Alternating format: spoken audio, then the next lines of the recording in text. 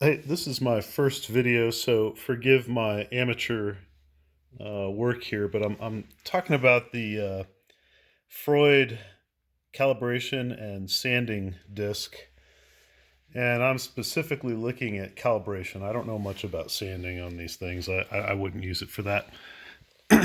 But I had an issue here where my saw blade I had measured was 10 thousandths of an inch off. So it's really hard to show you how much 10 thousandths of an inch is, but that distance across the blade causes the cuts to burn. So as I would start here and come back with an 8-inch dado, it would burn towards the back consistently, just because the blade was at an angle and it was pinching the material. It also causes a little bit wider cut than the kerf of the blade. So it's important to get the blade square to the table. And the way you do it on a saw stop is you actually turn the table one way or another relative to the fixed blade on the base, at least on this particular saw stop.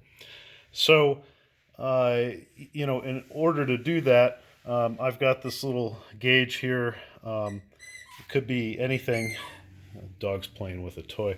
It could be any kind of tool like this. There's other ways to do it, but as I come across from front to back, there's a change or there's not. And right now, why, that's pretty square. We're within 1,000th of an inch, and some of that is me moving the device around. As good as this is, when you're getting to that size, that's a big difference. So I've calibrated this, but that was kind of a interesting, because I find that, and it might not even be true, because I found that this calibration disc is not very true. So again, burning from 10,000th of an inch. Let's take a look at this. If I take this out to the edge and just move,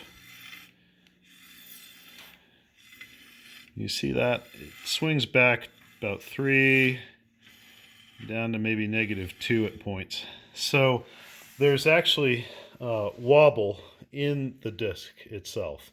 And I've even got a stiffener. I've tried it without that, but I've got a stiffener on here to make this as stable as I can for this purpose, but no good. In fact, this blade it turns out, is truer than that thing is. And that's a bit of a disappointment, because, well, that's what I bought it for. But there might be a way to overcome this. If you're not sure that you trust your blade and you're not sure, what to do with this, well, here's what I did. I made a mark. Show from the side. I made a mark here on the blade. And then I bring him over and move the blade a little bit until the mark is on there. Now it's the pin is touching that mark on the blade, or the disc. And then I'm going to just calibrate this to get 0 right on there. And I'm going to come across and I'm going to move that mark over to the other side and touch it again.